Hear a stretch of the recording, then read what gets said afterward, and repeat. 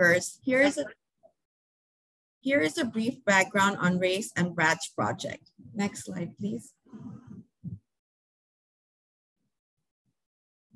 The USAID and US Department of Energy's National Renewable Energy Laboratory, NREL partnership, launched the Reinforcing Advanced Energy Systems RACE project in May 2021 as a mechanism for providing a broader area of technical assistance to the government of Bangladesh in support of their goal to promote renewable energy development and to stimulate private sector investment, rural economic development, and to meet the growing energy demand through domestic energy resources. Through RACE, NREL complements the BADGE program by providing unique world-class analysis and decision support for scaling up advanced energy systems and enabling the transition to sustainable, secure, and market-driven energy sector in Bangladesh. Next slide, please. USAID's Bangladesh Advancing Development and Growth Through Energy Activity, BADGE project, launched in June 2021, will improve energy security and resilience in Bangladesh by improving access to affordable, reliable, and sustainable energy systems and promoting transparent and efficient energy markets. The new 5-year energy activity will advance private sector investment, promote policy and regulatory environments favorable to the sector and investors, support entrepreneurs developing and distributing energy technologies, and convene platforms to share best practices in the management of the energy sector. I would now like to introduce the key speakers for today's session. Next slide, please. Shayan Shafi, Senior Energy Advisor at USAID Bangladesh. Shayan Shafi is a skilled energy practitioner with 14 years of experience in the energy sector of Bangladesh. As the Senior Energy Advisor at USAID Bangladesh, he leads and manages USAID's energy programming in the country.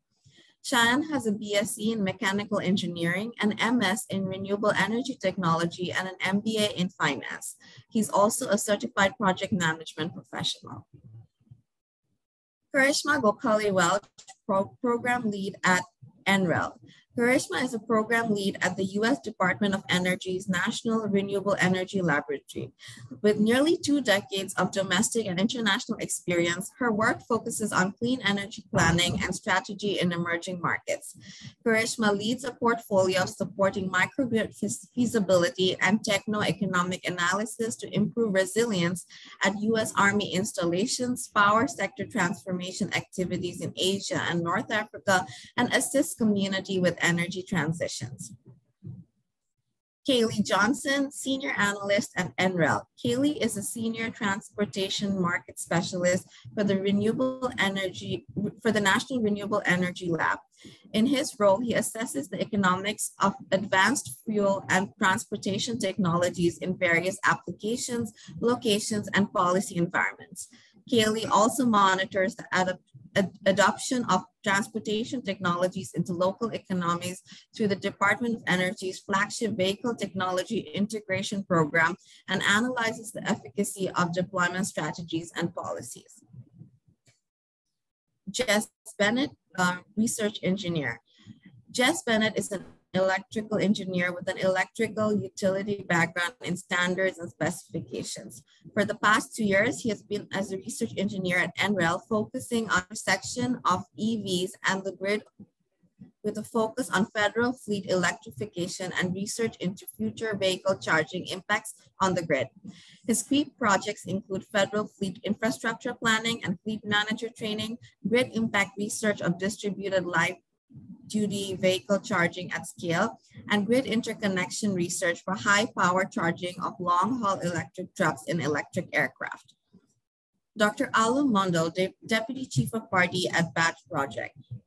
Dr. Alam Mondal has more than 20 years of broad energy sector experience, including in energy policy, regional energy trading, low carbon development strategies, energy systems modeling, energy efficiency, and renewable energy technologies. Dr. Mondal has contributed to the development of integrated energy modeling frameworks to design sector strategies in Bangladesh, Egypt, Ethiopia, Philippines, and the UAE. I would now like to invite Mr. Shahan Shafi, Senior Energy Advisor at USAID Bangladesh, to give his opening remarks.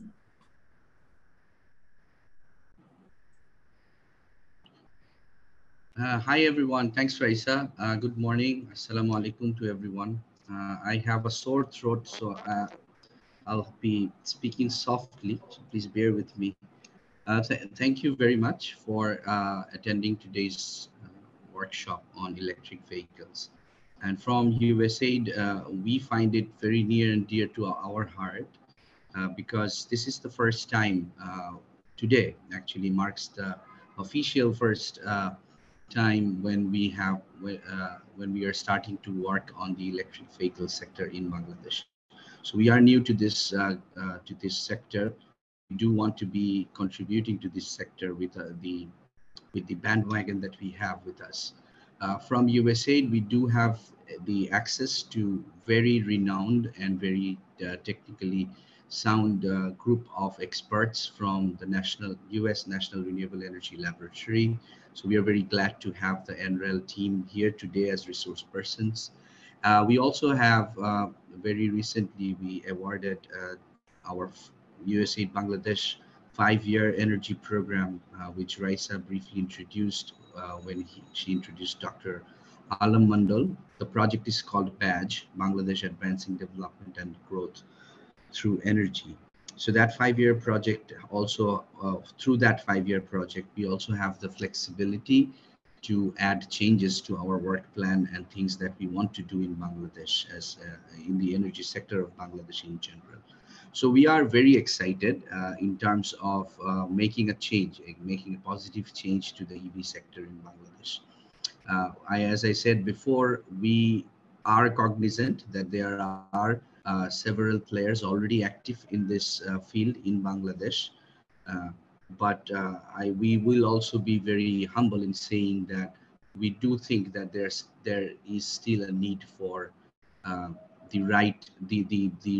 to understand the processes right, to understand what are the benefits it will entail and who are the counterparts in the government, for example, we should be talking to, and also who are the private sector players who are interested. So with all that moving pieces, we thought that it is important for USA to also get into the game and basically offer our help and support to both the government of Bangladesh agencies and also the private sector to again getting back to the original objective to basically add positive changes to the EV sector in Bangladesh. So we have the access to the right people, we have the resources in place. Our project is relatively new, as I mentioned, it's a 5-year program. So on the time as well, we are on a very favorable position to do all this. So that is why today is actually the first time we are trying to get the word out in the market that USAID is also very much interested in contributing to this sector. And we come with a full team with not only just our badge project, but also with the line of experts that you will find out from this 2-day workshop.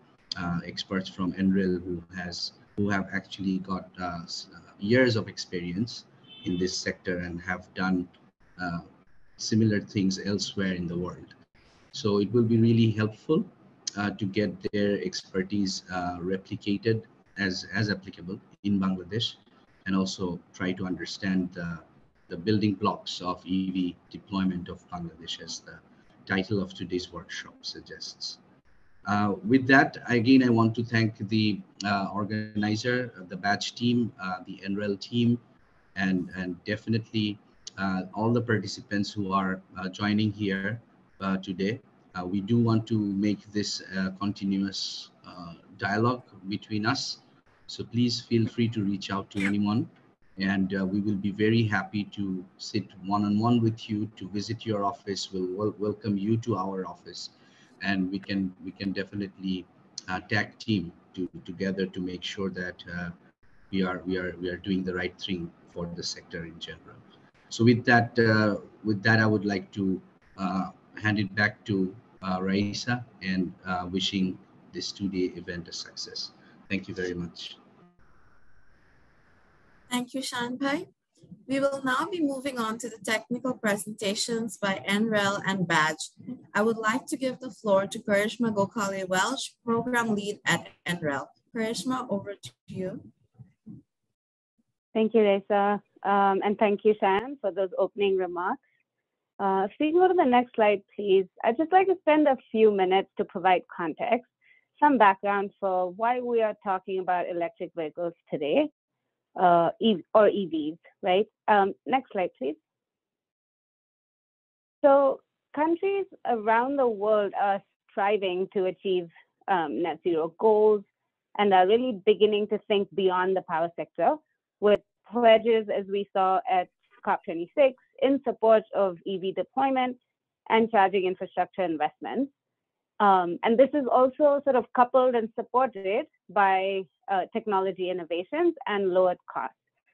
And so according to the International Energy Agency, or IEA, Global EV Outlook, even with the pandemic, EV sales have set new records. So on the right here, you see two graphs. The x-axis shows the year, so for the last decade, 2010 to 2020, and the y-axis shows the number of vehicles in millions. So the graph on the left shows global EV stock by region. So you can see there in green, really the action is here, right? The action is in Asia. And the graph on the right shows the mode of transportation, with the bulk of it being made up of passenger light duty vehicles, followed by light commercial vehicles, buses, and trucks. And so this really means a lot of exciting opportunities. This growth represents a significant economic opportunity for domestic vehicle and battery manufacturing industries. Next slide, please. So why electrify? This slide here lists some of the benefits of EV deployment. Many of you are very familiar with these. EVs can offer several benefits to customers, to society, and can help countries reach these decarbonization and mobility objectives that you may have for the transportation sector. Also, previously siloed electricity and transport sectors now are converging to create opportunities. And countries can achieve several goals, right? Including greenhouse gas emission targets, local air quality goals, health benefits, mobility objectives, energy security, transportation resilience.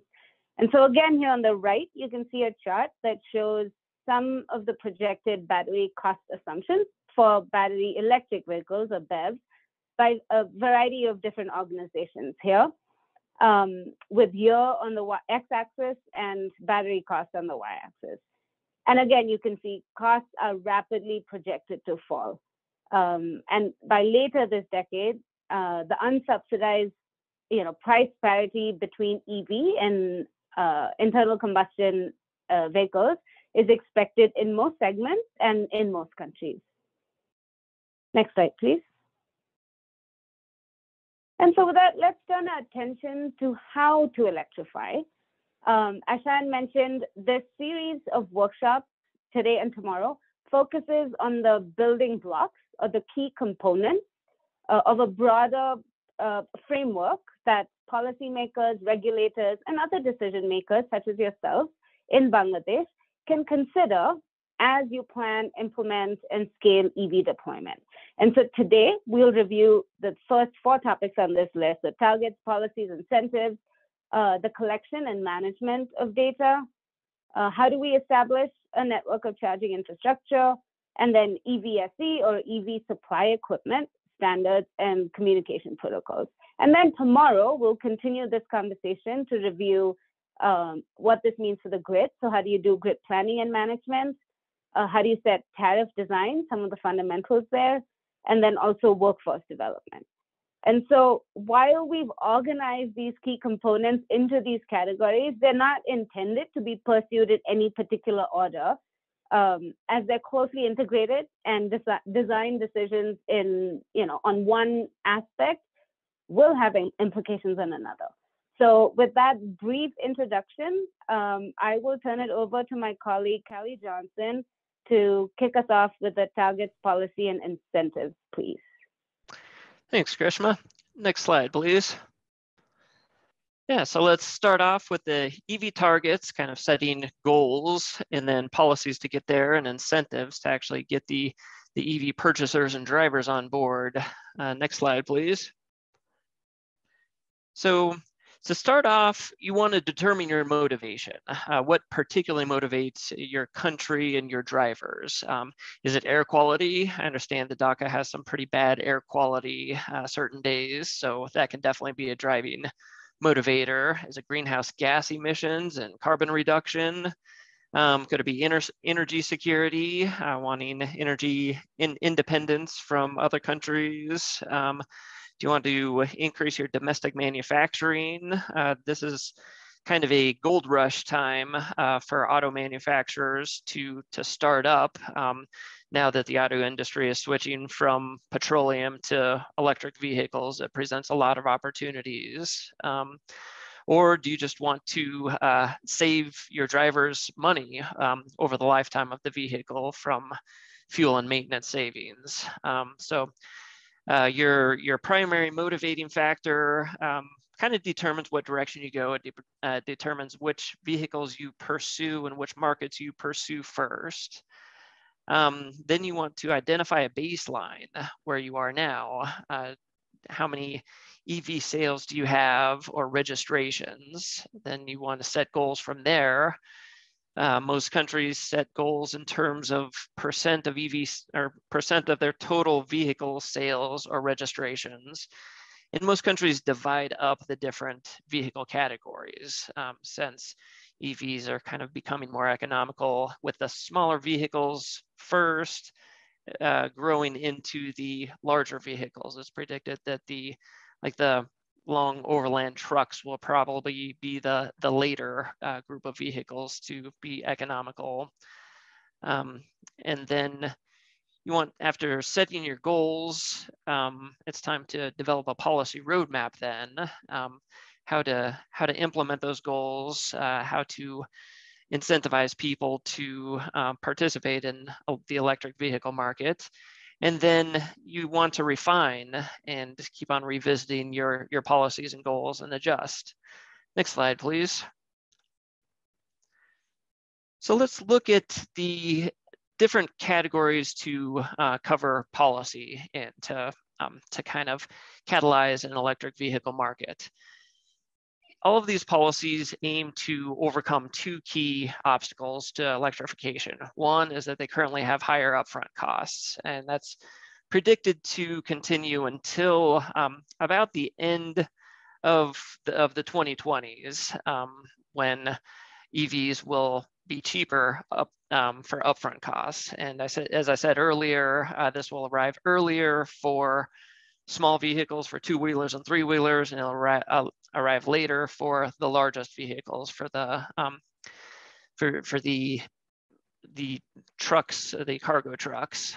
And then the second main hurdle to electrification that you need to address with policy is that there are limited locations to recharge, and then they have shorter range right now and longer recharge time. So you need to make it as easy as possible for the vehicle owners to recharge. So with that in mind, let's look at the 7 different main categories of policy. On that upper right-hand side, you have straight up EV purchase incentives. That is providing the electric vehicle purchaser money to reduce that upfront cost, to bring it closer to what they would spend on a conventional vehicle. You have EV accessibility advantages. You know, if they are going to spend more, you want to give them as much bang for the buck as you can get, and quite often that includes access to things like toll roads or high occupancy vehicle lanes, or some areas, some cities have limited areas where vehicles can drive, but they allow access to electric vehicles. So that can be a powerful motivating factor. On the upper left, you have manufacturer fuel economy requirements. This is a way to kind of push it off on the manufacturers and say that they need to meet an average fuel economy over their entire fleet. This is the most powerful tool that the United States is using and quite a few other countries. And we found that manufacturers quite often subsidize electric vehicles and other very efficient vehicles with sales of their less efficient vehicles. You have EV manufacturing mandates or tax exemptions. So that helps if you mandate the manufacturers need to manufacture EVs, or if they pay reduced registration or import taxes. Another category is waiver for registration or import tariffs for the electric vehicle purchasers. And finally, and we also have fossil fuel taxes. If you increase the price of gasoline, that makes the overall life cycle savings of an electric vehicle even greater. And then we have charger installations. Many governments at the federal, state, and local level will give money and grants to install chargers at key locations to complete the infrastructure and make it easier for drivers to charge their vehicles. Next slide, please. So I want to give you an example of how effective different purchase incentives are in the case of the United States. So this is a study that we did comparing different purchase incentives, and those are listed on the left-hand column. And then we increase them by a certain amount, and then that leads to the increase of electric vehicle purchases. So the label PEV is plug-in electric vehicles. That includes all electric vehicles, including plug-in hybrids and just battery electric vehicles. So the first one is adding charging stations. If you add one charging station per 100,000 population, that increased purchases by 3.1%. And as you can see, it increased the purchases of pure electric vehicles more than plug-in hybrid electric vehicles, which makes sense that their pure electric vehicles are more dependent on the charging stations. The next incentive is a tax credit, which if you increase it, we found it increases PEV sales by 2.3%. And it's interesting to look and see that the rebate, the tax rebate, which you get back right away, has a greater effect. So the lesson there is that you can provide the same amount of money to the electric vehicle purchaser, but the sooner they get it back, the more effective it is. I mentioned the high occupancy vehicle lane access for states that give electric vehicles access to those special lanes. That increased PEV purchases 8.3%. So that's a pretty powerful incentive. And so we didn't specifically test toll roads, but we're thinking that it would probably be the same. And then, so we found that the home EVSE for putting in a charging station in your home didn't have a statistically significant relationship. But when we looked at specific vehicle types, it had a strong relationship, such as the Chevy Volt. Home charging discount, no significant relationship. Gasoline price, for every percent that the gasoline price was more expensive, that increased PEV sales by 0.6%. So there's a pretty strong relationship there. Next slide, please. I want to look at a case study of India, because I think that they tried a lot of options, and we can learn quite a bit from what they did. For starters, they set a national target of 30% EV sales by 2030 across basically all vehicle sectors. They set stringent fuel economy standards that aligned with Euro 6 in April 2020. So that provides a pretty powerful incentive for the manufacturers to increase their fuel economy and manufacture electric vehicles. And then they had their program called Faster Adoption and Manufacturing of EVs, or FAME. And so they provided purchase incentives like the ones we talked about in the last slide, pretty substantial. $1.4 billion US dollars. Their goal was for 1.6 million EVs and hybrids. They had a phased-in localization of component manufacturing, where they required certain components to be manufactured domestically in India. They funded charging infrastructure generously for 133 million US dollars.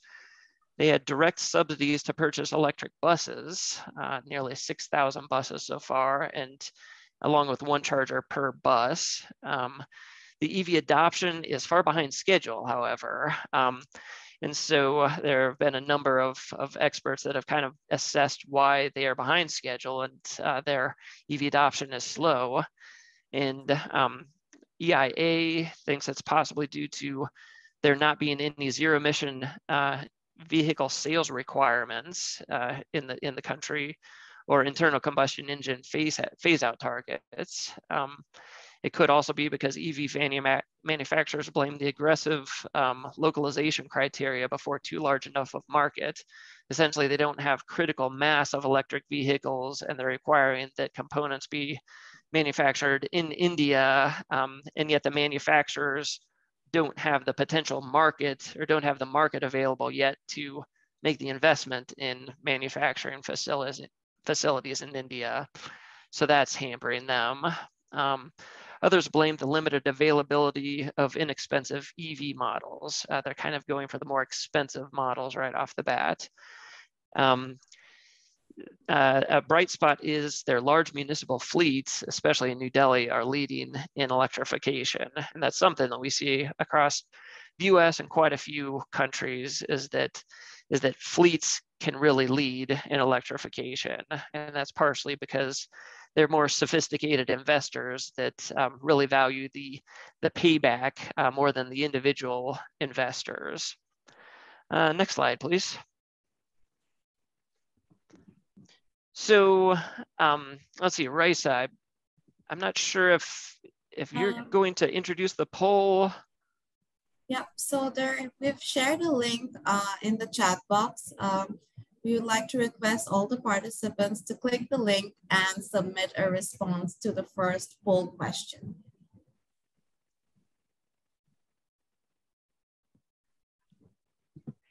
And then oh, okay, yeah, so you'll just bring it up and we'll kind of review it as we go through.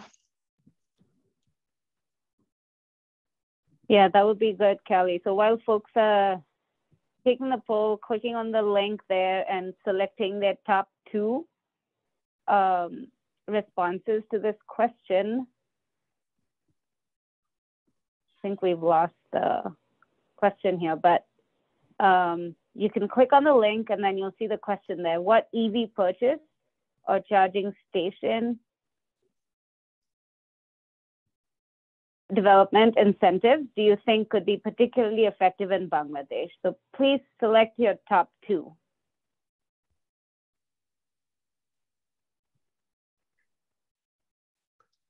Ooh, cool.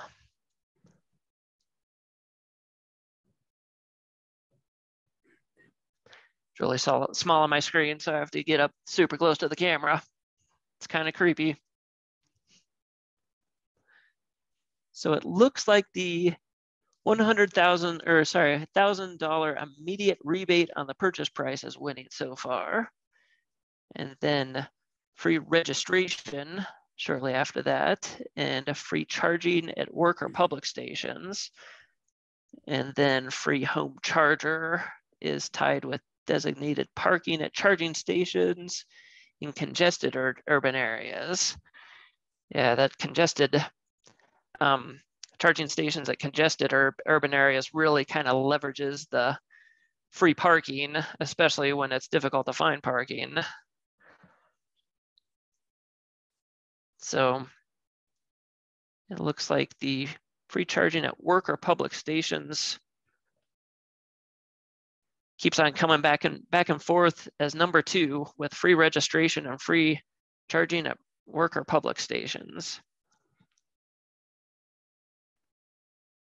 There is something mentally that when charging is free, it's a major boost to purchasers, especially when they get so tired of filling a gas tank every week and seeing gas prices rise constantly. All right, so I think it's stabilized. So yeah, we've got our final findings, and I think we'll probably have this in the notes of the webinar, so you can access it. So now I'd like to hand it over to Dr. Mandal to talk about some of the progress that Bangladesh is making.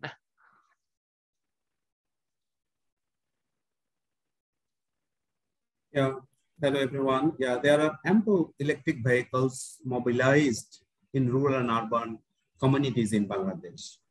So these vehicles are supporting to increase transportation demand without contributing further emission.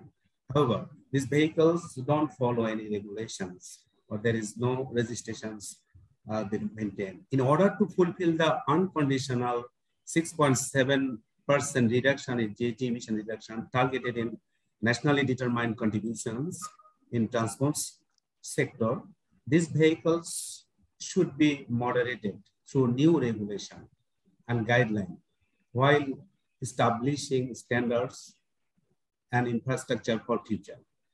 The establishments will not only assist the existing vehicle stocks, but also create an enabling environment, replacing the fuel-based vehicles with electric vehicles in future.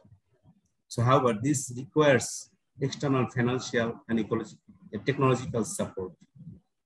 The planet target through 10% shift from road to rail and 5% improvement in vehicle efficiency will significantly improve traffic flow. Introduction of electric vehicles may ensure achievement of these targets faster. In order to achieve this target, a total of 15% of registered vehicle stock may be replaced with electric vehicles. Replacing 15% of newly added two-wheel vehicles, three-wheel compressed natural gas vehicles, and delivery vans with electric vehicle models will result in about more than 500,000 CO2 emission reduction in transport sector by 2030. Next slide, please.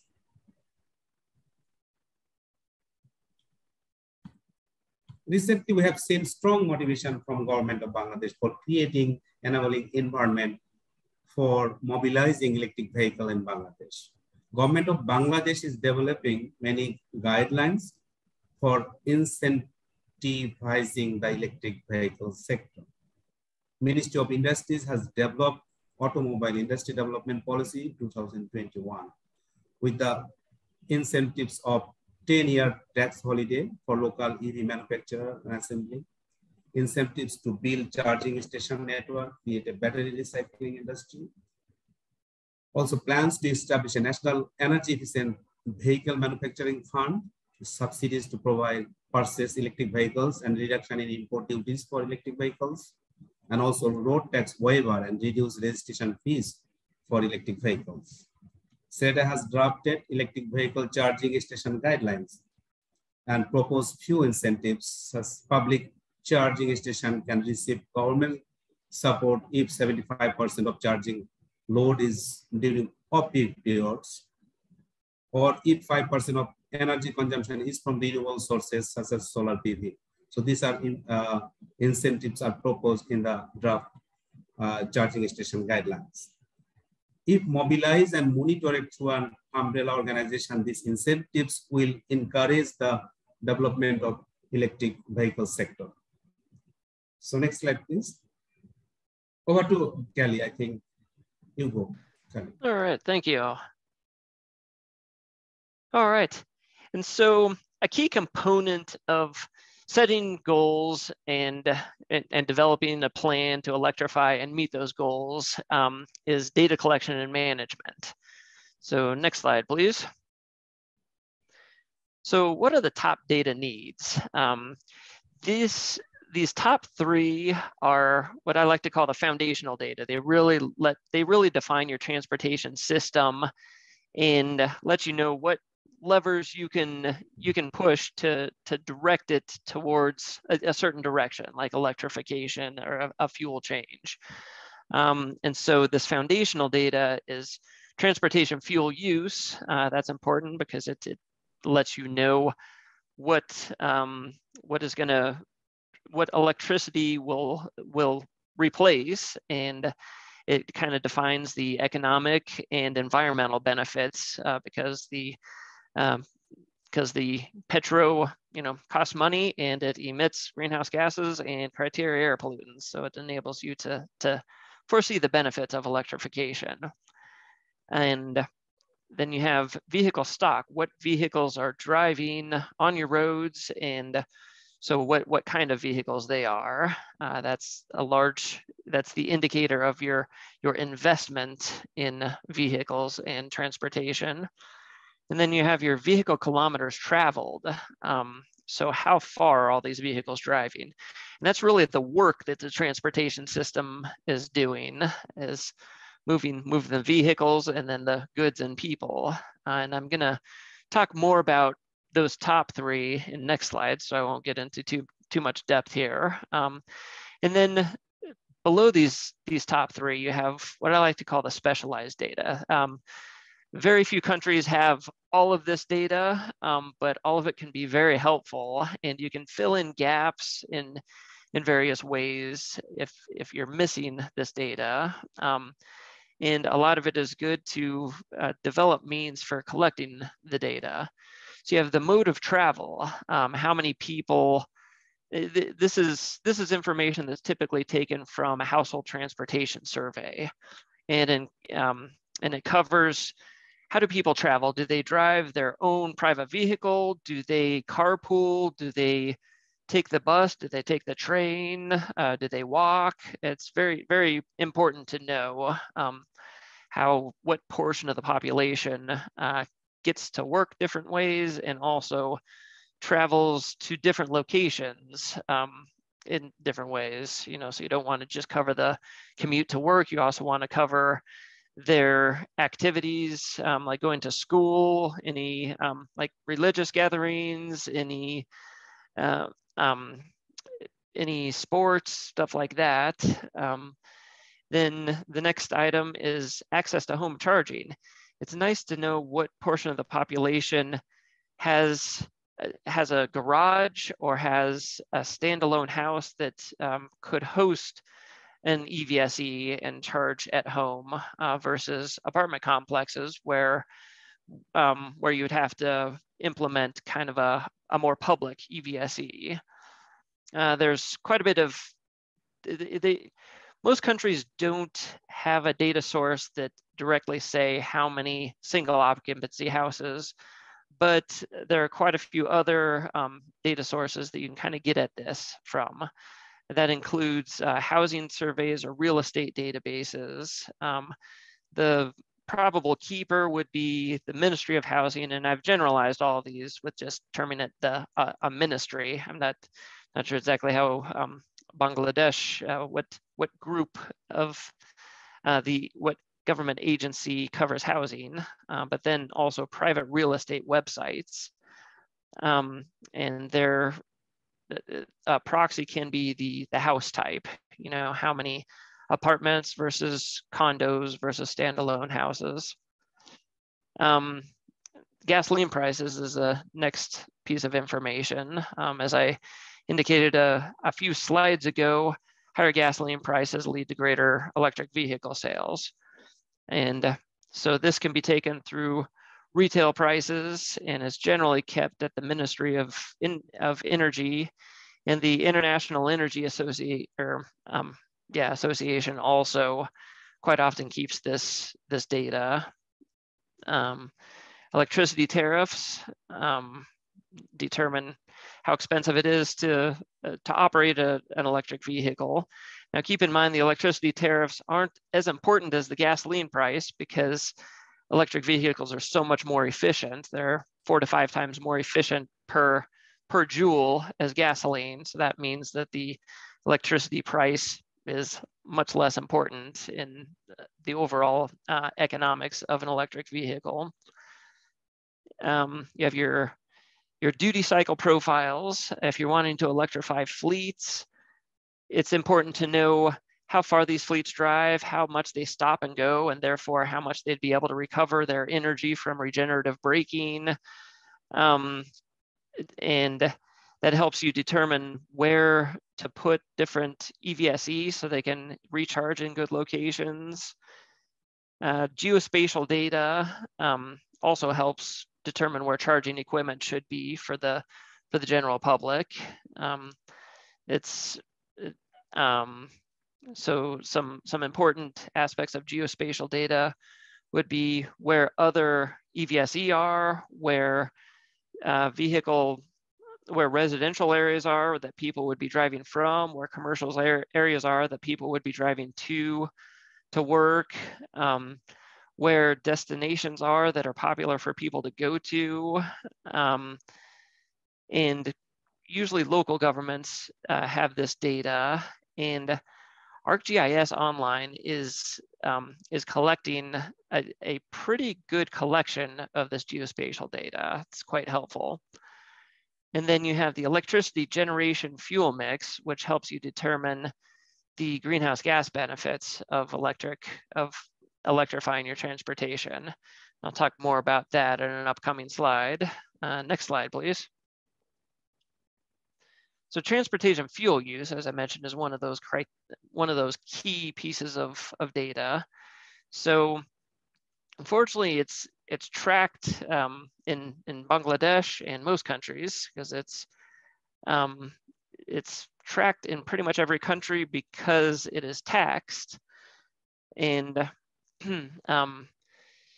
quite often it's difficult to differentiate different fuels,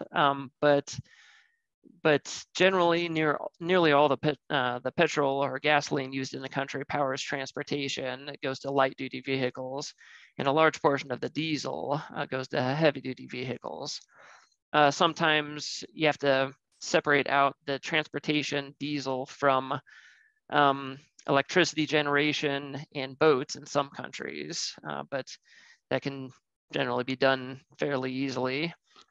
The uses of the transportation fuel use is estimating the transportation emissions, both greenhouse gas and criteria pollutants, and then estimating the macroeconomic and energy security benefits of electrification, and estimating the increased electricity demand from electrifying transportation. Helps to know, to foresee what kind of an increase of load you're going to have on your grid if you know what the petroleum use is. So typical data sources in countries are the Ministry of Revenue, that's due to the petroleum excise taxes, which are categorized. And then the ministry tracking imports quite often helps. Ministry of Energy typically gets that information. And then IEA's oil information, their oil final consumption by product covers 36 countries, including Bangladesh, which we have on the right side here, which I think IEA got that from one of your ministries. Next slide, please. So vehicle stock. BRTA has done a great job of collecting the vehicle stock, and that is key to know. In particular, it's very good to know that motorcycles are 70% of Bangladesh's vehicle population. So it'll let you know where to send your incentives and your resources. Now, keep in mind that motorcycles are a great bang for the buck in terms of local air quality, because typically they emit even more than a light duty vehicle, a four-wheeler. However, if your goal is reducing petroleum use or reducing greenhouse gas emissions, then motorcycles, each motorcycle uses quite a bit less petroleum and emits quite a fewer greenhouse gas emissions than these other vehicle categories per vehicle. So you want to keep that in mind when targeting different vehicle categories with your incentives. So it's it would be good to get the fuel type and start tracking which vehicles are electric and which vehicles are plug-in hybrid electric and just hybrids. So that would be a good next step and it would be very helpful when tracking the introduction of electric vehicles.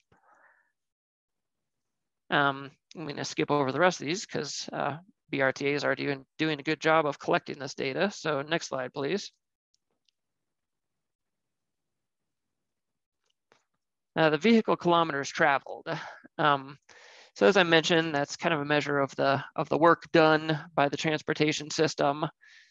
The per capita vehicle kilometers traveled indicates how motorized a country's transportation system is. If it has a low per capita VKT, then they're doing a good job of really utilizing, making it being pedestrian friendly or utilizing buses or mass transit. So you want to do everything you can to preserve that aspect of your transportation system and really work with your mass transit and use electric vehicles to get people, we call it filling in the first and last kilometer, get people from their house to the bus or from the bus to work. And electric vehicles do a particularly good job of doing that. The VKT also indicates the amount of type of infrastructure. So high per capita VKT countries have more road lanes and parking spaces. And then low per capita VKT countries have more mass transit and pedestrian infrastructure and bike infrastructure. The sources that you can get it from are typically traffic counts, Ministry of Transportation, and GPS services cover this, such as INRIX or Waze, that are in quite a few countries, and they actually track it by people's phones as they drive. Next slide, please. So you can estimate this missing foundational data if, because of the relationships, the strong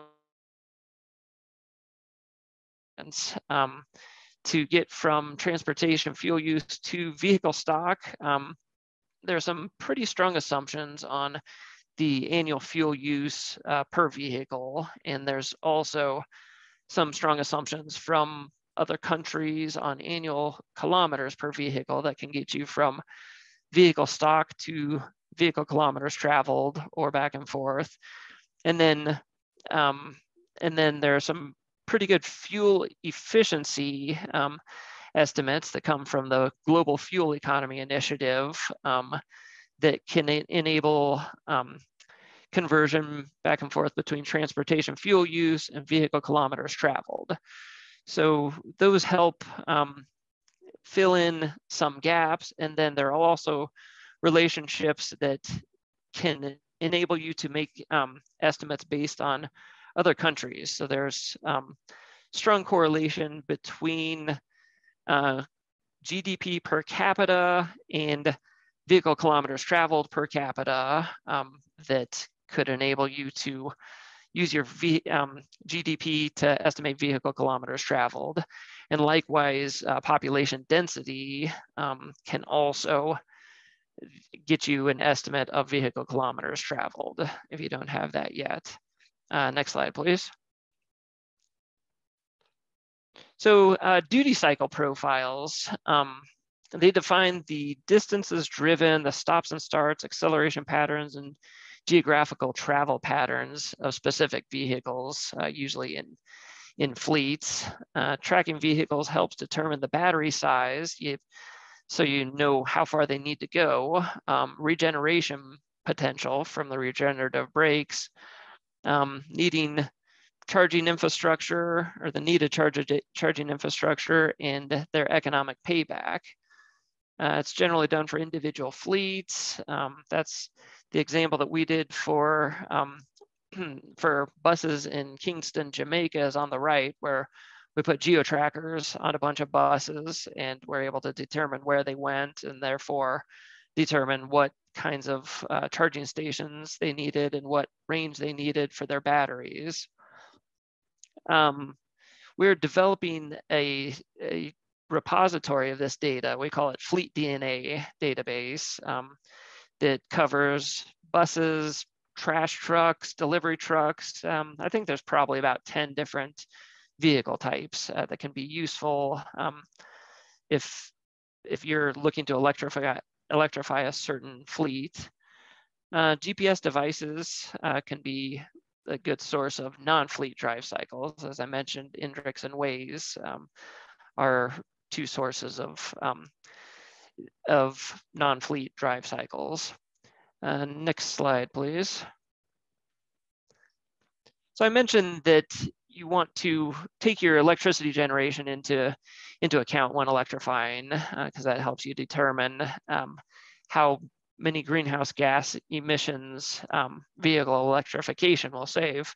So this is an example of a project we did in Mexicali, Mexico, where they were starting out at 27% renewables, and the rest was kind of a mix of oil and natural gas.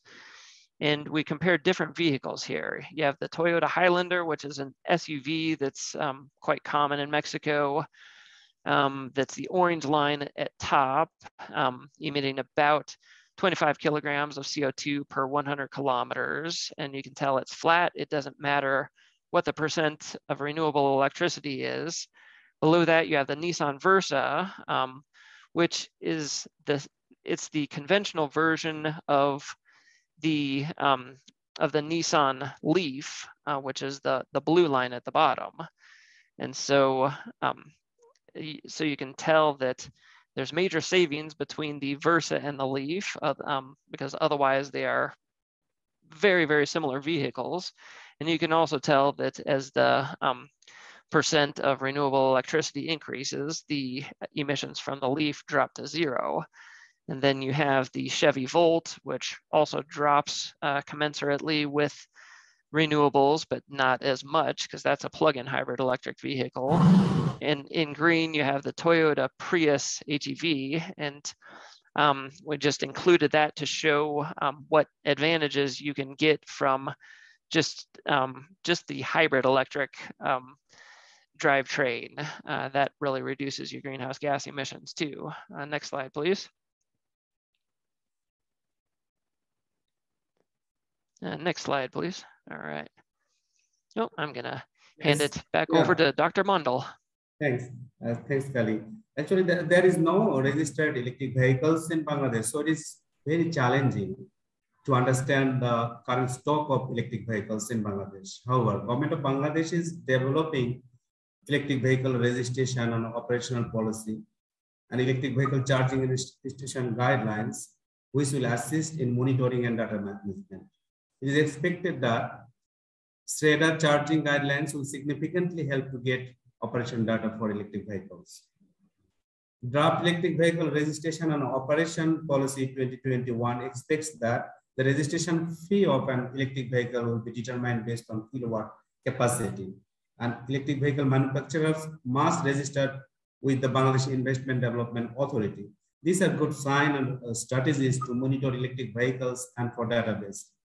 Another issue is recent equal EV projects has identified from the survey that medium and small business transport needs kind of 50 kilometers per day, is in an average primarily 20 to 50 kilometers per day range. So electric vehicle will fully meet the daily demand. And the study also says the transport demand for respondents primarily occurs during between 10 a.m. and 4 p.m. This clearly signaling that solar PV-based charging station will significantly meet the demand for vehicle charging in the daytime. Next slide, please. Thank you. Over to Jesse. All right. So let's see. Let's talk about establishing a network of charging infrastructure. And I'll do this in about 15 minutes so we can move on to the next items. Next slide, please. So the purpose of the charging stations, which we'll call EVSE, Electric Vehicle Supply Equipment, the purpose is to connect the EVs to the grid, and they have designated circuits that prevent overloading, and they provide a safe connection before the power can flow, and they prevent EV battery damage. That's why we need the EVSE rather than just plugging directly into the wall. And EVSEs are the kind of lower powered ones that provide alternating current to the vehicle, and then the vehicle converts it to DC for charging the battery. And then when you get to the more powerful chargers, those are DC fast chargers. They provide DC current to the vehicle, so the vehicle doesn't need to convert it to DC. Home charging is the most established markets have focused on home charging first. We found that internationally, about 50 to 80% of all charging events occurred at home. Granted, this is pretty early in the market development. So lack of home charging availability is often found to be a barrier to EV adoption. And home charging can use level 1 or level 2 EVSE. So these level 1 EVSEs are not very powerful. They provide about 3 to 8 kilometers per hour of charging, and the charging speed is often limited by the vehicle. They are alternating current at 120 volts. Next slide, please. So level 2 EVSE can also be at home or in public charging stations. They provide 16 to 32 kilometers per hour of charging. They are about 7.2 kilowatts or 240 volts. They cost about $5,000 to $18,500 US for equipment and installation. They are less expensive to install and operate than the DC fast chargers, and they can process payment and data for the public stations, and they can be networked. And then on the right, you have the DC fast charger, which provides 95 to 128 kilometers per hour of charging. They're direct current at 50 kilowatts, but they can be up to 350 kilowatts. Quite a few 350 kilowatt DC fast chargers are being installed around the US. They're pretty expensive to purchase and install. They are incompatible with many 2 or 3 wheelers, but they can also be networked. So you can provide payment through them and also find them via apps. Next slide, please. So it's important to make your public charging stations searchable. Quite a few charging stations are networked, meaning that one company owns them all and they operate the payments and the coordination and the maintenance. So these are called network service providers that do that. But it's also important to have a central station database that includes the EVSEs from all network service providers. So that's what we've done at NREL with this app that you see on the right, the Alternative Fuels Data Center, that enables people to find all public EVSEs in the US, regardless of what brand it is or what company owns it. And we also support a mobile app so people can type in their origin, their destination, and it will highlight EVSEs along the way on their trip. Next slide, please. So what are some of the location considerations when you're installing EVSEs? It's good to start in the urban areas. We found that throughout most countries, the early adopters live in the urban areas since they require less range and their lives are more compatible with a shorter range vehicle. And there's less home charging available in cities, so more public charging is needed. It's good to have EVSEs at destinations that people go to on a regular basis. And you also want to complete corridors between cities. So that's what we've done on the right here. Is we've created the EV corridors. Those are the roads highlighted in green, and then the ones in dotted brown lines are the ones that we're working on that have an EVSE every 50 miles, or I guess about every 75 or 80 kilometers. Next slide, please. So for public charging at destinations, it's good to keep in mind the typical dwell times.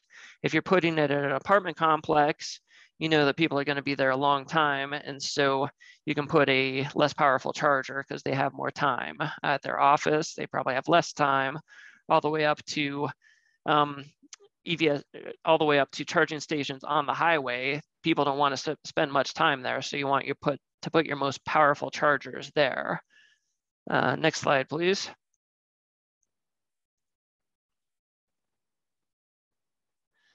In battery swapping is a very promising technology for scooters and three-wheelers.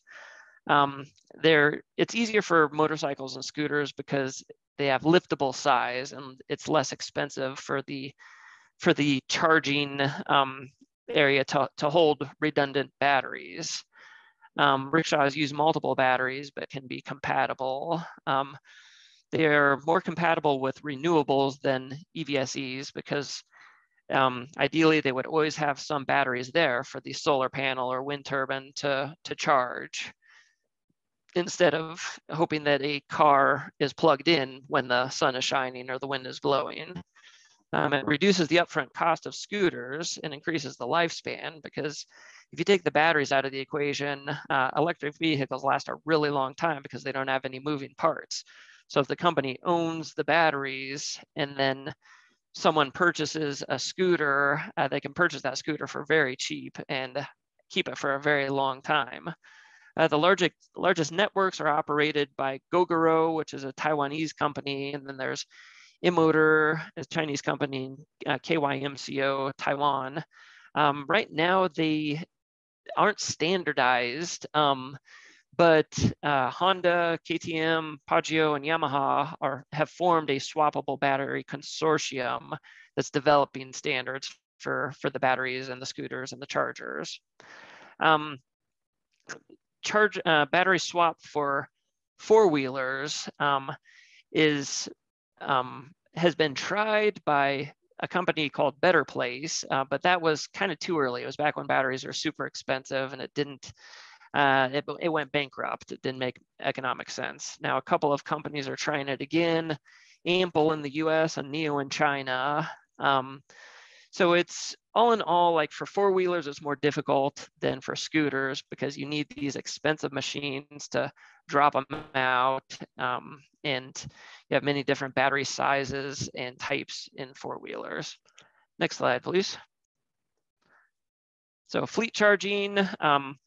As I mentioned, fleets are quite often good first adopters because they have very sophisticated fleet managers that do the economics and appreciate the payback period. And generally, let's see, the vehicle's duty cycle will determine the charging type, location, and quantity. The photos here, you have a bidirectional charger at one of our Army bases. That's where you can use the car's battery to run operations in the building. And then you have an overhead DC fast charger at that bus in Park City, Utah. Next slide, please. So let's look at a case study of South Korea because South Korea really stands out in its ratio of EVSEs per EV. It's at the top globally. So they have a goal of 500,000 charging stations by 2025. New buildings there are required by code to include charging stations. Their government allows companies to install fast charging stations on public property. Automakers are racing to install stations. These 4 automakers are the key ones that are in that race. The government is subsidizing car makers to secure sites for ultra fast charging stations at 350 kilowatts. So they charge super fast. And the government is deploying stations at sites where private entities have been reluctant to invest. Next slide, please. So I'm going to hand it back over to Dr. Mandal. Yes, thanks. So the government of Bangladesh has ensured electricity to every corner of Bangladesh. 99.5% is electrified in Bangladesh. So the access of electricity has transformed into transportation in remote localities through introduction of electric vehicles. A SREDA charging guideline given priority to first established electric vehicle charging networks in major cities and highways. However, currently there are no regulations for charging the electric vehicles in local and urban areas. So further improvement of transportation is still to be planned. But the government of Bangladesh has already established some solar PV-based and battery-based hybrid pilots for identifying a workable solution. However, financial model with a business case for private sector in rural in solar PV-based EV charging is yet to be identified. SREDA has developed the grid integration guidelines, and they are also in process of finalizing the electric vehicle charging station guidelines, which may solve the existing challenges and provide a standardized solution. And Bangladesh has currently 14 electric vehicle charging stations powered by solar PV and not connected to the grid with a total capacity of 287 kilowatt. Next slide, please.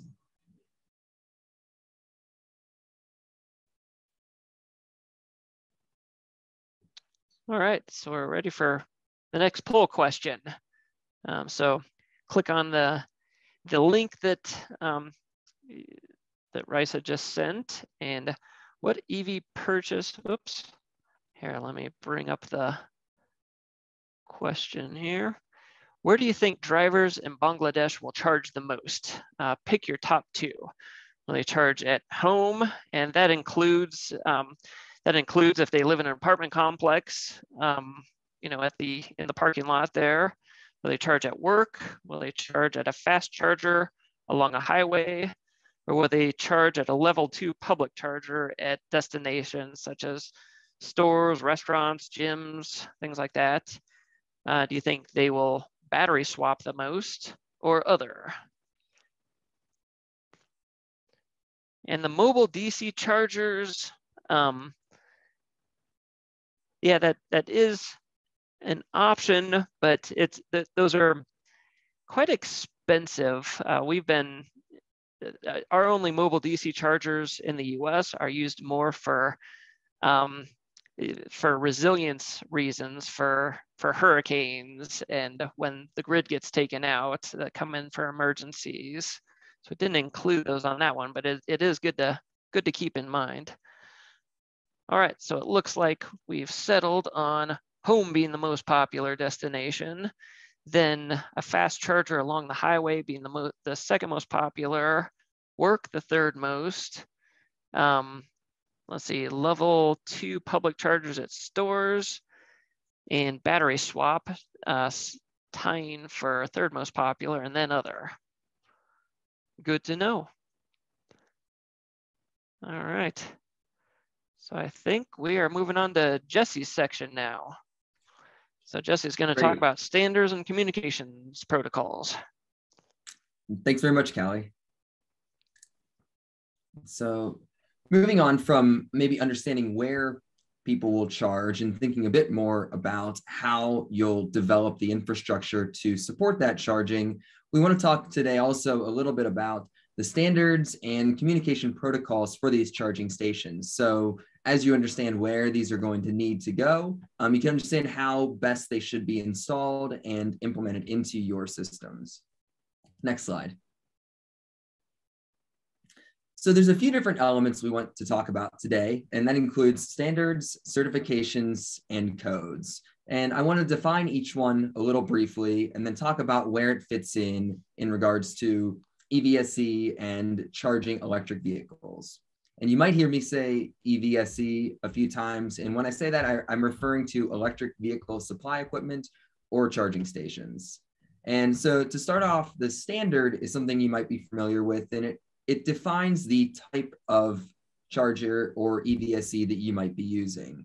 And it's usually defined by a product outline and design constraints that detail how a manufacturer should build and design these chargers or EVSE.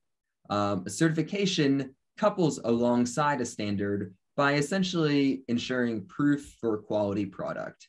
The certification ensures that the product that is certified or is proven to be built according to a standard conforms with all of the requirements of that standard and is designed and manufactured as it was supposed to be. And then finally, a code is a set of rules that essentially detail how equipment should be installed. Typically, they are not always a law, but they can be adopted into law. And it's important to think about each of these and how they can help electric vehicle supply equipment or EV chargers be integrated into your public interfaces or even in your homes by encouraging adoption of chargers and EVs through consistency, ensuring that you always have quality product that works consistently with your vehicles, and also making sure that it's very clear what the designs will look like and how they will operate. Next slide. Just a few more potential benefits for each of these as a whole system. As I mentioned, it ensures this consistent design. You know that someone will go up to a charger and they know how to operate it because they're all designed in a similar manner according to the standard. And you know that the certification ensured that they were manufactured as they were supposed to be. That certification also ensures high quality products and making sure that they operate as they were intended. The standards and codes together also ensure reliable delivery of electricity by making sure that they operate consistently and safely with the grid, and they are installed in a way to ensure a safe charging environment. And that is really one of the biggest benefits from all of these standards, codes, and certifications is a safe operating environment for not only EV owners and grid operators, but also businesses supporting these stations and the drivers of vehicles. Next slide. So as I mentioned, each of these elements works together to develop a safe environment and a consistent environment for electric vehicles. Both the standard, the certification, and the installation codes. For example, in the US, we have the SAE, or Society of Automotive Engineers, standards that detail how EVSE should be developed and designed. And then we have the underwriters laboratories that certify that equipment to ensure it was built as it was intended. And then the National Electric Code that outlines the requirements for how that equipment should be installed. And each one of these must understand the requirements of the other in order to ensure this ecosystem of standards, codes, and certifications is designed well for the market of EV options, as well as the drivers and the grid operators. Next slide. Speaking of all of these standards, there are more than just the SAE option I mentioned before. There's a number that detail both AC charging requirements and DC charging requirements, with the SAE J1772, the most common in North America, and the IEC standard, very common in Europe and other emerging markets. The SAE standard is sometimes you'll hear referred to as type 1, and IEC is sometimes referred to as type 2.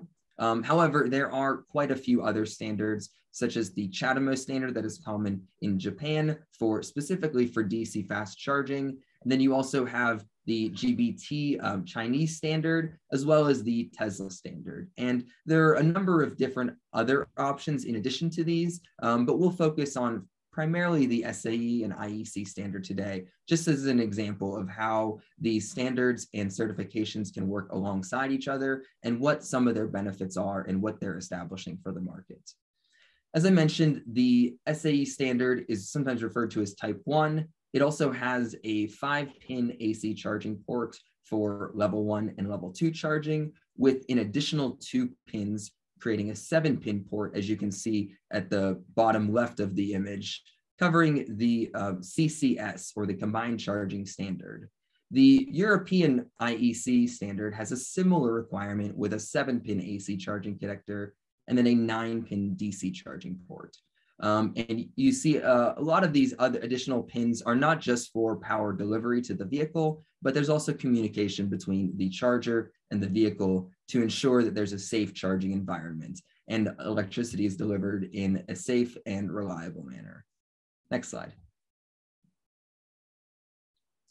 So with a little bit more details in the SAE standard, there's a few different reasons why certain levels of output might vary between different SAE EVSE. And that might be different installation requirements, different company design differences where different units might perform slightly differently, and also vehicle limitations. You have to consider not only what the charger is capable of providing the vehicle, but also what the onboard charger on the vehicle is able to receive from the EVSE. As Callie mentioned before, there is AC level 1 and level 2 chargers that provide a range of lower power kilowatts EVSE with 5 to 25 miles of range being delivered. And then there's DC level 1 and level 2 charging that will provide much more power. However, it's important to keep in mind that those DC fast chargers, they typically don't supply that peak power for the entire charging session. There's only a narrow window or a window of state of charge where it operates at that high level of power. Say, for instance, between 20 to 80%, you'll get that full power level, with the earlier or later portions of the charging session providing slightly lower power to ensure the battery is protected. Next slide, please. In addition to those power requirements, the standard requires quite a few other design constraints, such as the physical dimensions. The shape and design of the charger have some broad requirements, essentially to ensure there's consistent designs. There is some variability in how some of these chargers may look from the outside, but they'll all look relatively similar. However, that vehicle connection and that pin design is very strictly controlled. You want to make sure that those pins are always able to plug into a vehicle and the charger always has the exact same pin design, because each of those pins provides different value for the charging session, whether or not that's power delivery, control and safety operations, communications with the vehicle, or DC power. There's also design constraints to ensure that it's capable of withstanding the typical operating environment. If it happens to be dropped or it's operating in cold temperatures, there has to be design constraints ensuring that the EVSE is designed to withstand those conditions, as well as also ensuring safe operating environments with sufficient insulation to ensure the driver and person operating the charger can do so in a safe environment. Next slide. I want to also compare the IEC or European standard to the SAE standard. While they're relatively similar with some lower power AC charging options and some higher power DC charging options, there's a few elements I want to point out particularly, with actually modes 1 through 4 providing slightly different benefits and differences between the SAE standard. Mode 1 in particular is typically only for portable cord sets, and as you can see, also lower power, similar to the level 1 in the SAE standard. However, it does not include what's referred to as an IC-CPD, and this is an in-cable control and protective device. Essentially what this device does is it communicates with the vehicle and ensures a safe charging environment. In mode 1, with the absence of the IC-CPD, energy is delivered directly from the grid to the vehicle's onboard charger. And there are certain safety considerations that are not observed in this mode 1 method of charging. And that's why some countries prohibit the use of this charger. In mode 2, there's similar power capabilities for mode 2 chargers, but that IC-CPD is present, which means that more communication happens between the EVSE and the vehicle, and that helps to ensure a safer charging environment. And those same communication features are also present in modes 3 and 4, as well as all of the SAE standard chargers. Now, mode 3, in comparison to 1 and 2, is typically only for permanent hardwired installations, like you might see as a pedestal unit. And then mode 4 is the DC fast charging standard, also sometimes referred to as CCS2, where you can see it has those 2 additional pins, and the 2 is indicating that it's part of the type 2 or the IEC standard port. Next slide. Oh, one more.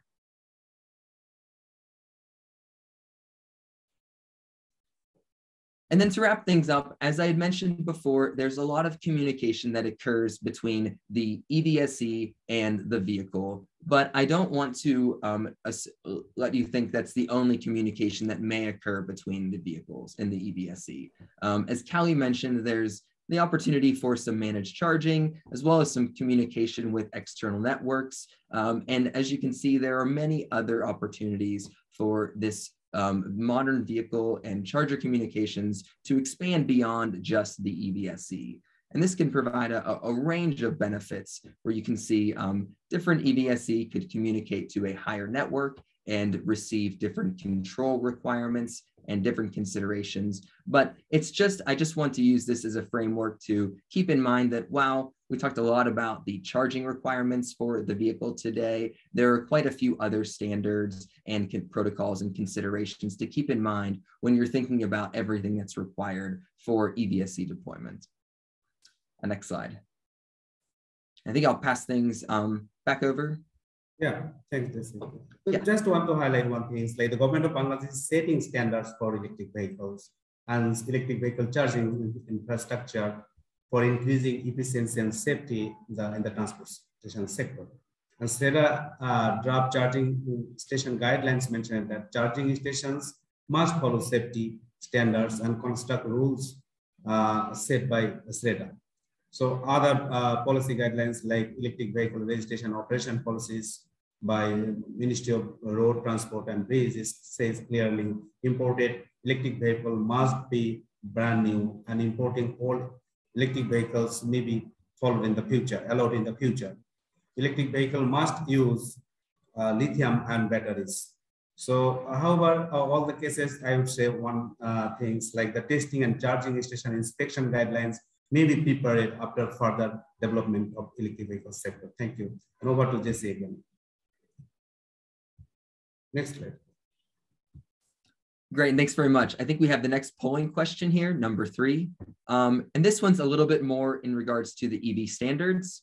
And if you click on the recent Mentimeter link that I think was just put back in the chat here, go through the question. What do you think are the most important considerations in determining EV standards? We talked about a number of different features of EV standards, but which of these do you think are the most important? And you can pick your top 2 out of these 4.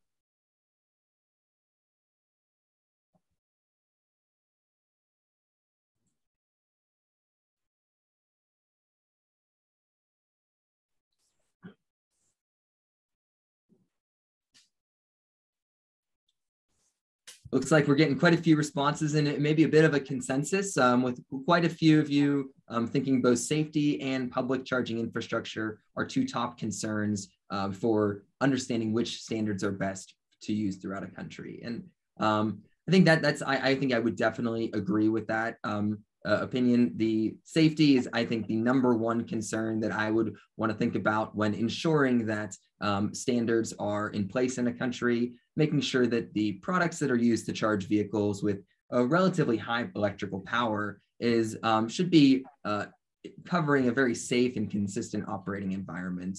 But that consistent operating environment also is really helpful in public charging infrastructure, because if you have a large number, you might have quite a few different options for your public to choose from, and that can be confusing at times.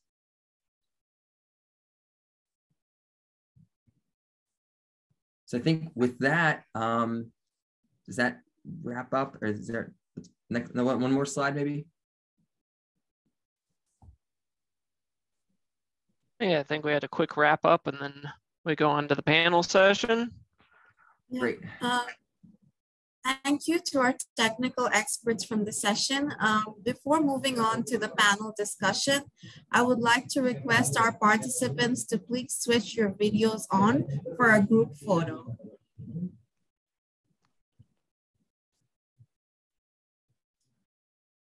Abdullah Bhai and Asan Bhai, if you can help us take the group photo. Thank you. Again, I would like to request all our participants to please switch on your videos for a group photo of today's session.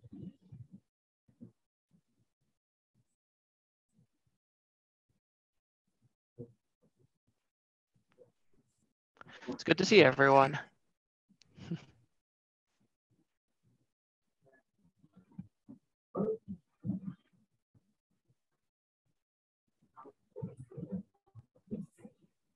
Okay, I'm just waiting for a confirmation.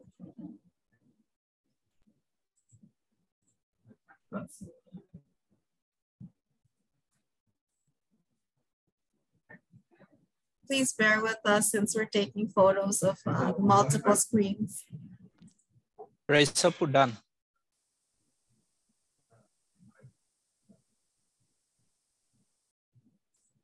Okay.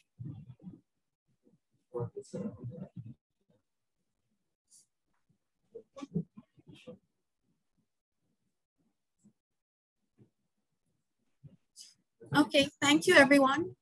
We will now be moving on to the panel discussion and audience Q&A. If you have any questions, please send these through the chat box and we will respond to your messages.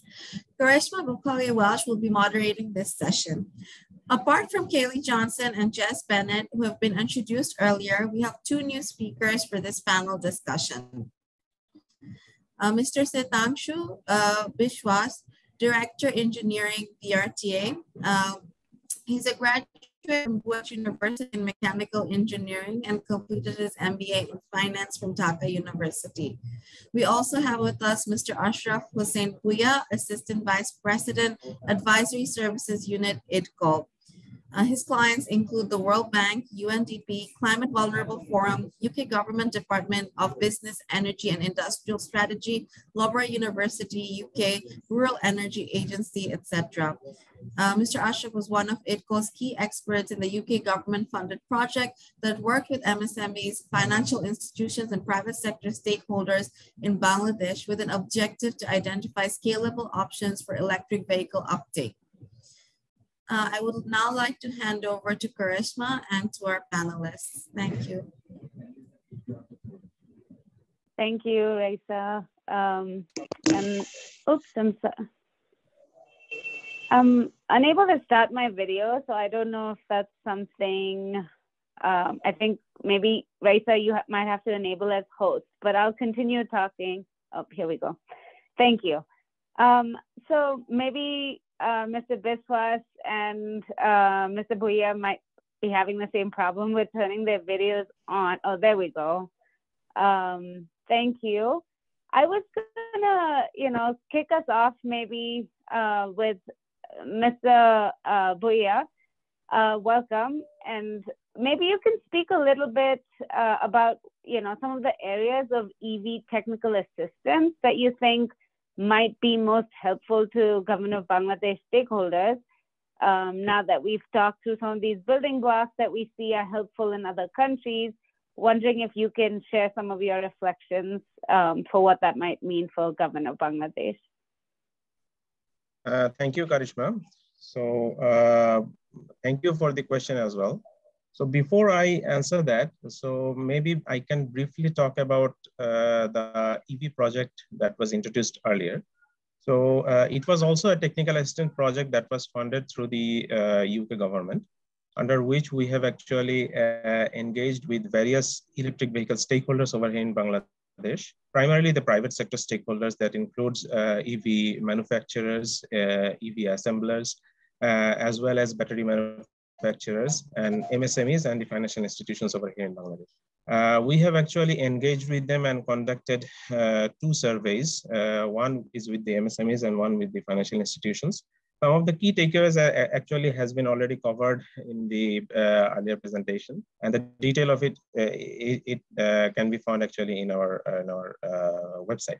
So in this engagement, we actually tried to open dialogues among the private sector stakeholders as well as the public stakeholders to develop an ecosystem where with the right set of business models, the sector actually can grow to be a bankable one.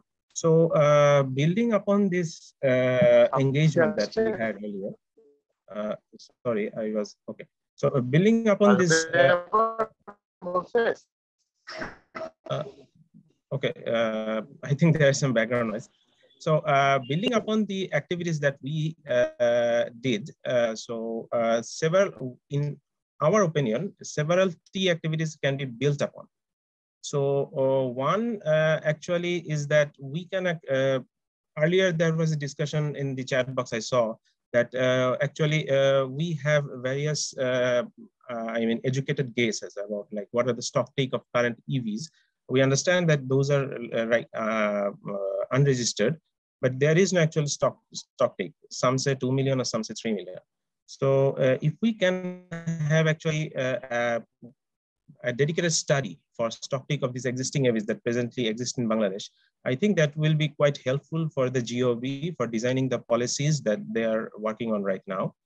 And then based on this one, there can be another study which can be supported through the technical assistance where it can be identified like in which regions or cities we can have rapid EV deployment potentials, and which shall actually indicate to the GOB like in which areas the EV charging network can be developed. And then another key assistance can be that, well, we actually know about various EV business models, but we need to develop a EV business model for both EV usage and for the charging station networks, which are responsive to the Bangladeshi market. And then there can be another engagement, which is which can be for capacity building among the EV users and businesses over here in Bangladesh. So in our MSME survey that we conducted, there are actually 56% of the respondents actually said that in the coming years they are interested to develop an EV fleet. But also surprisingly, there was another question about like EV awareness.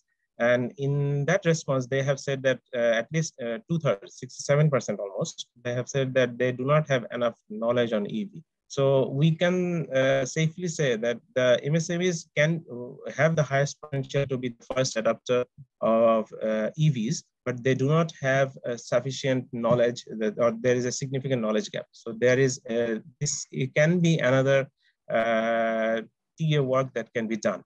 And the last thing that I wanted to stress upon is development of skills that are specific for EV maintenance and repairing, as well as for EV standardization. Fortunately for us, actually, government actually has targeted various projects which are targeted for skill development for some specific sectors, for light engineering, for RMG and textiles. ITCOL right now is actually working with another project for developing the skill development for the renewable energy sector, since renewable energy sector is one of the targeted areas for the government of Bangladesh. So similar to that, we can have another skill development program which can actually develop the necessary skills for EV maintenance and repairing. So I'll stop here. So thank you very much for the question. Thank you so much for your comprehensive response. I think, building on the work ITCOL has already done, and then some of the suggestions here you've mentioned, we're making some good progress in terms of collaboration already. Some of the topics you mentioned, like workforce development and skills development, we will address tomorrow. So if some of the audience is here particularly interested in that topic, please come back tomorrow.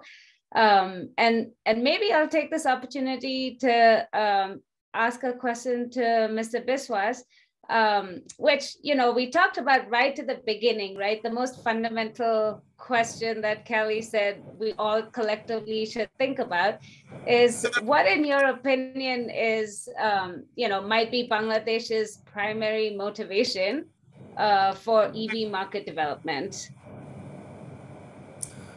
Thank you very much.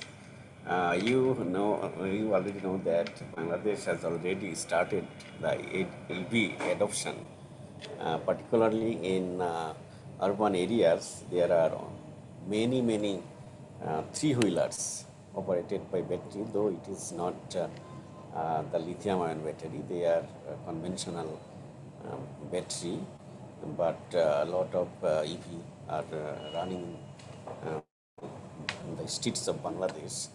But what we need is in Bangladesh, the charging infrastructure is very much important. And as I have learned from this session that there are different types of charging facilities and charging infrastructures.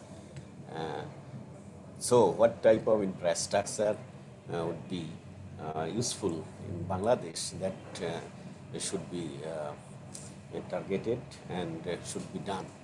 And we have already started policies formation for registration of EV, and how and where and what type of vehicle should be deployed in Bangladesh, and what possibilities we have in Bangladesh for EV.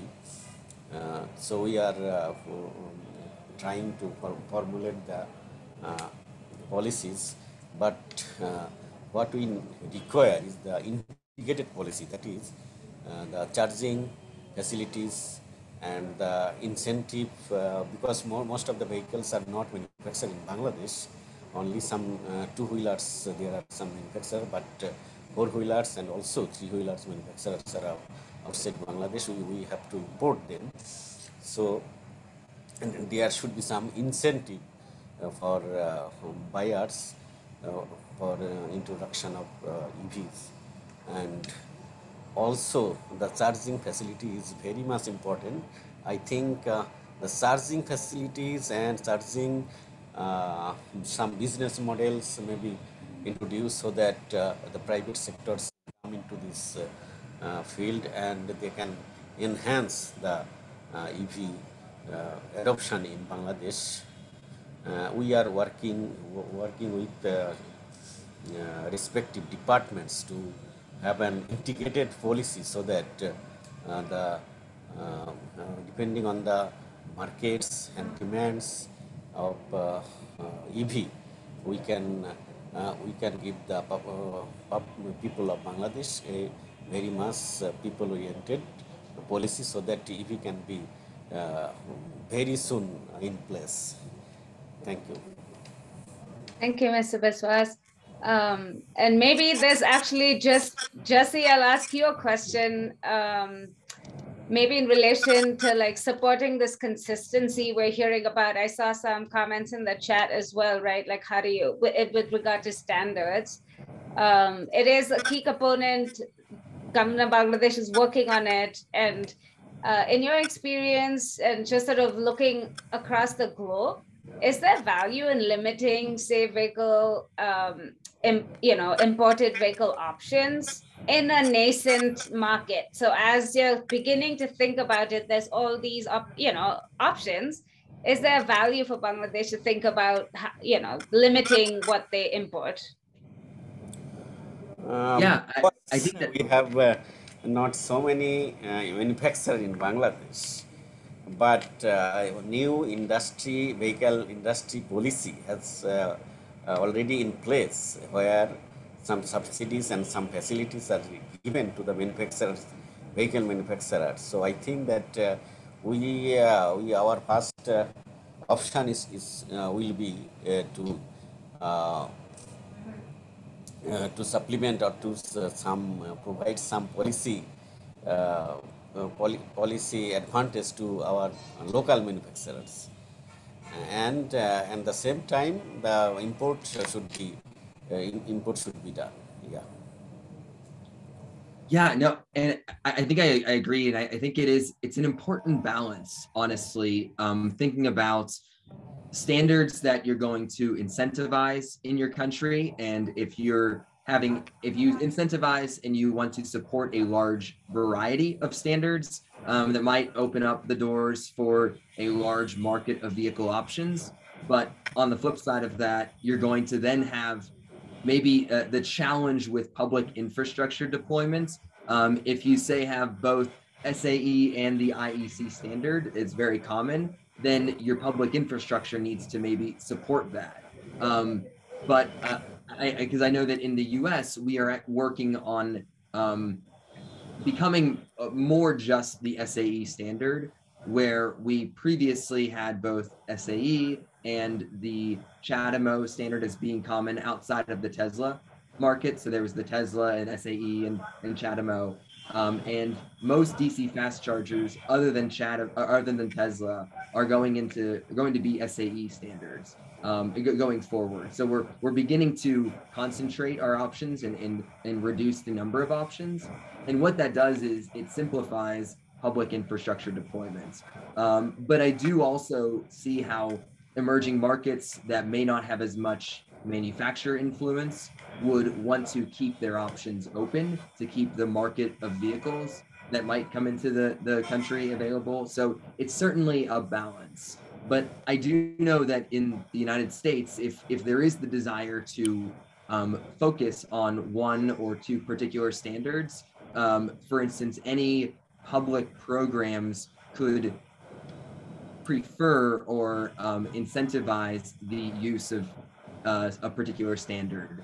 But on the flip side of that, if you have a large number that are going to be used, that could also be a requirement to provide both options. Say, for instance, I know in the US, alternative fuel corridors or highways designed to support public charging, it will have previously required both the SAE and CHAdeMO charging standard options be available.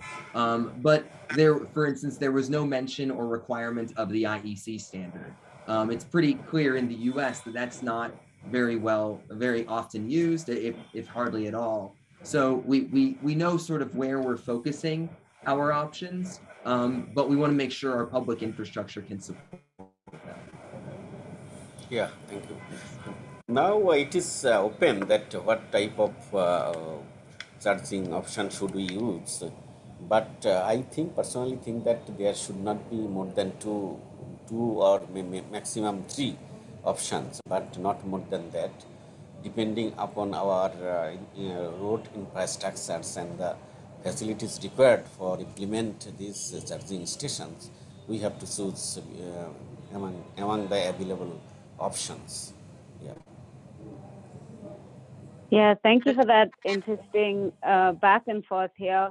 I am seeing a few questions about the role of private sector. And again, tomorrow we're going to have some private sector panelists on our session. So we will get to that question here in a minute. But Callie, I was going to ask you a question that we saw earlier today. You mentioned battery swapping, and that's another comment here in the chat. For instance, is more feasible for 2 or 3 wheelers, right? Are there other charging infrastructure aspects that would be different for 2 and 3 wheelers? Like, could you speak a little bit more to what some of those considerations might be? Yeah, I think the DC fast chargers only work on some of the large motorcycles, like I know like Harley Davidson and some of the and BMW and some of the more luxury motorcycles. But I think most of the smaller motorcycles and scooters can't handle DC fast chargers, but they really don't need that kind of speed either. They can get a really long range in a matter of minutes, just because the motorcycle than the 4-wheelers. I know that, yeah, so both the SAE standard and the European standard work on motorcycles. They go down to the level 1 and the mode 1 that are less powerful, and I think most motorcycles can handle the level 2. I know that India had their Bharat standards that they were using for 4-wheelers as well as 2-wheelers, that they've kind of phased out. The manufacturers have actually moved on to implement. There's a bit of a battle between CCS1 and CCS2 for the 4-wheelers, but I know that for the 2-wheelers, I think Bharat standards are kind of the the charger of choice for India. So I find that kind of interesting that they went a different direction when, you know, the available standards and chargers are quite usable for motorcycles. Yeah, thanks, Callie. If I can maybe add to that. Yeah, go for it. So just, I think, Callie, as you were mentioning, the level 1 and mode 1, 2, and 3 for SAE and IEC are common for the 2 and 3 wheelers, but something also to keep in mind is, as you mentioned, really those lower powers are all that is required. And it's primarily because the sort of kilometers per hour of charge that we mentioned in some of those previous slides were more focused on light duty vehicle operational efficiency, where you'll likely get far more miles of range out of an hour's worth of driving in a 2 or 3 wheeler than you would in a comparable light duty larger sedan vehicle, just because they consume less energy per mile. So the lower power actually is still rather helpful. But it is interesting how that DC fast charging technology is really not worth investing in those vehicles, but battery swapping, which is potentially the fastest, is actually relatively simple. Thank you. Thanks for that additional comment, Jesse. I was, there is some, again, interest in how we finance some of these options. So I was gonna ask Mr. Bhuiyan if you could talk about some of the ideas IDCOL has been thinking through and exploring to finance the build out of charging infrastructure, or even, any other projects that you've been supporting, and what some of those financial mechanisms and options might be in Bangladesh.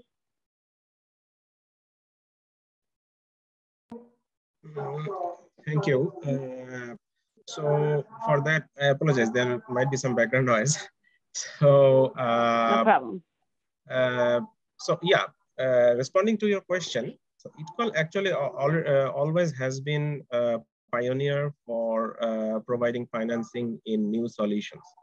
So we actually started the renewable energy financing back in 2003 with the Solar Home System program, and then we continued through the solar mini grid, solar irrigation pumps. Right now we're focusing on solar industrial rooftops. We also provide consultation support in the industrial energy efficiency. So in that continuation, we actually also intend to provide low-cost financing in the electric vehicle sector. So the project that we did, actually, it's the first step for market readiness. And if any private sector company or international consortium who actually wants to develop charging station networks in some major cities, so we actually will be open for providing low-cost financing to that consortium.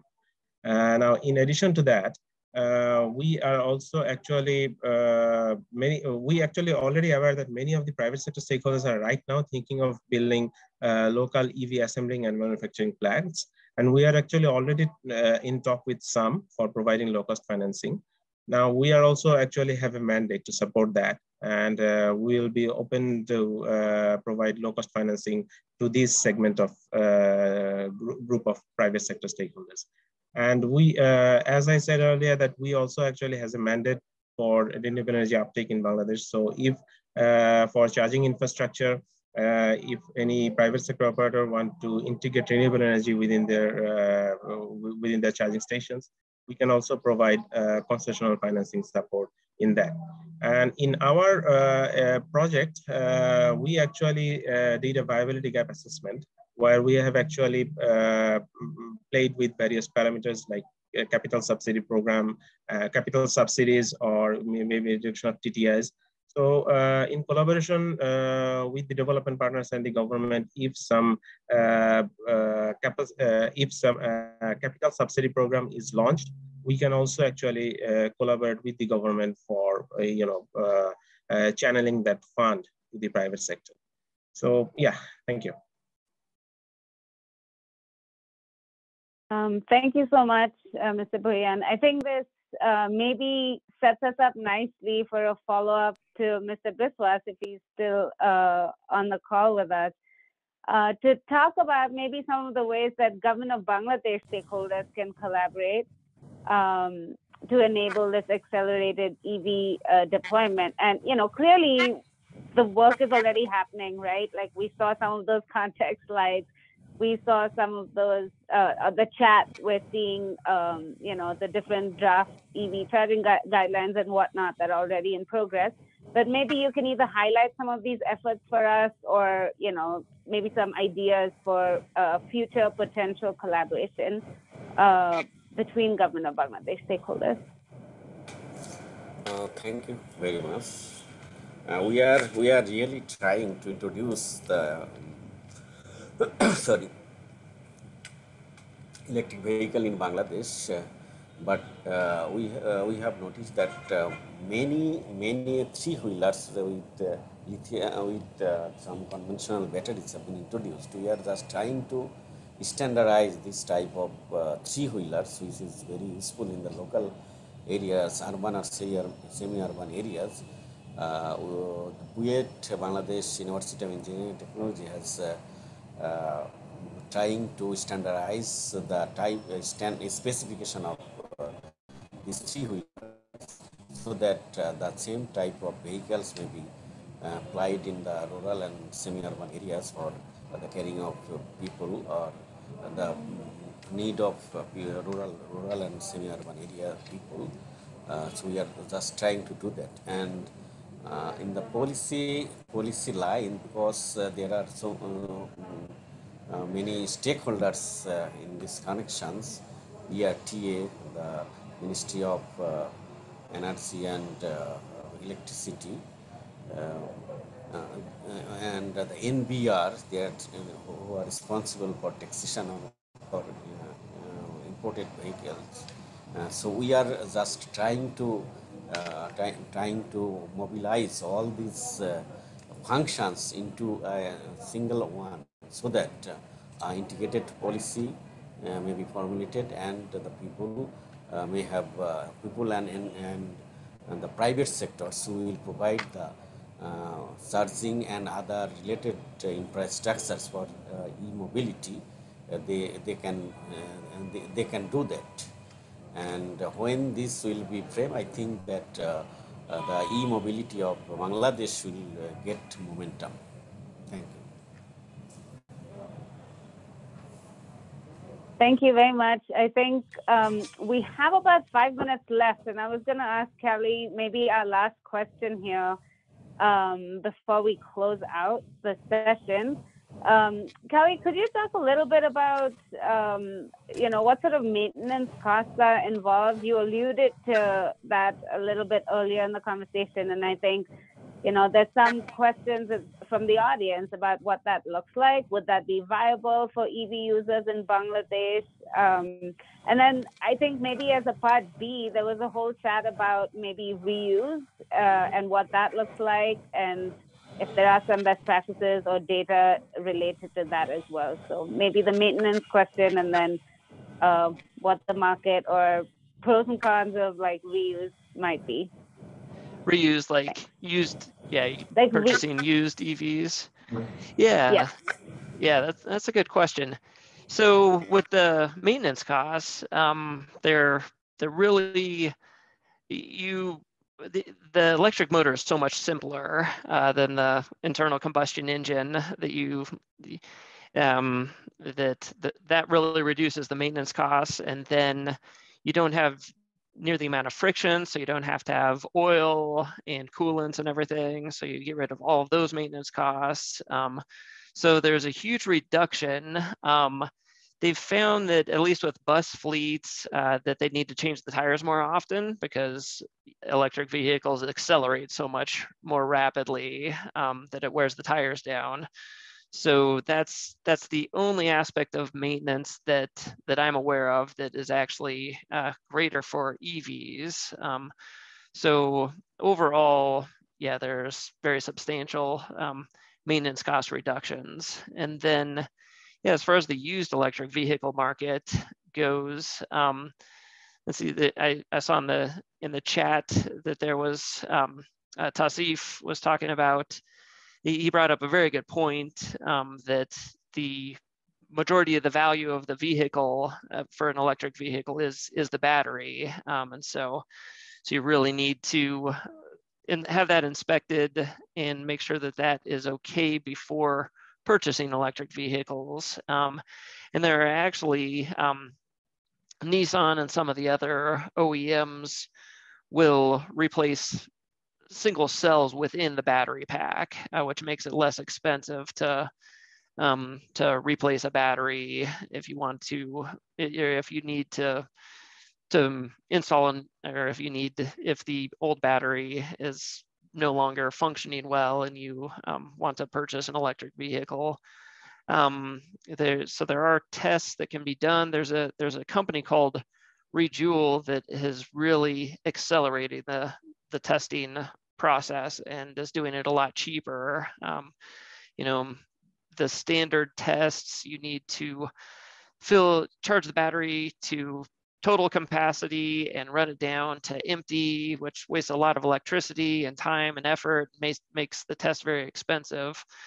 Rejoule has kind of a shortcut of that test that makes it less expensive, so you can identify and certify a battery. That being said, there really aren't any companies that are going around and certifying used electric vehicles for the market. So that's definitely needed before a robust secondary market is started. All right. Over. Thank you. And then, yeah, someone else just chatted also that a key concern is seems to be the need for recycling capacity. But thank you for that. I think we're right on time. And since we started right on time, we should wrap right on time. We really appreciate, once again, I'd like to extend a big thank you to our presenters, our panelists, and our attendees for joining this webinar. We truly appreciate your time and hope you can take some valuable insights back to your organizations. I think this has also been an opportunity for us to leverage these connections made today and develop some deeper opportunities for technical assistance, for collaboration. And as Shah and Safi mentioned at the beginning, this is just sort of a kickoff for us anyway to begin these conversations with you. We continue this conversation with our second webinar in this series tomorrow, March 9th at 10 a.m. Dhaka time, focused on grid planning and management, tariff design, and also workforce development. And we hope you can join us. Your feedback is also important to us. And so after tomorrow's webinar, we will share a short survey and we request you to take a few minutes of your time to respond. So with that, I would like to close this session out and thank you very much for your time. And we look forward to seeing you tomorrow. Okay, thank you. Thanks, everyone. Bye. Thank you. Thank you, everyone. Thank you, everyone. Bye. Thank you so much. Thanks a lot.